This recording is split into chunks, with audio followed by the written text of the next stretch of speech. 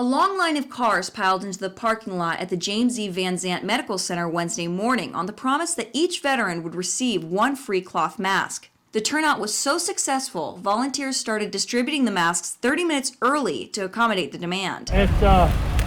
That's the right color. The idea came from a meeting with the medical center's director, says Sean Schenk, the chief stakeholder of relations, who says it's the VA's way of being a part of the community by giving back to our veterans. And allowing our veterans to operate in the community when they have to go to the grocery store safely and to meet the guidelines of the CDC and the governor of Pennsylvania. And the VA had no problem finding volunteers. Schenk says that 3 manufacturing companies donated ample elastic and cloth to make the masks. Next thing you know, the 40 volunteers showed up, doctors, nurses, admin staff, come down their lunch breaks to make masks. All 2,000 of them made during the few spare moments healthcare workers have in their day. Over the past 2 weeks, the VA has already distributed 1,000 masks, and they plan to hand out at least 700 today, undoubtedly reaching their goal. It's a huge success. People handing out masks, and this is really helping our veteran population. But if you miss the handout, Schenk says not to worry. As long as you have your veterans' credentials, you can still get in on a mask. Even if you don't live in Altoona, veterans can request one through their local VA community outpatient clinic. We'll give them a cloth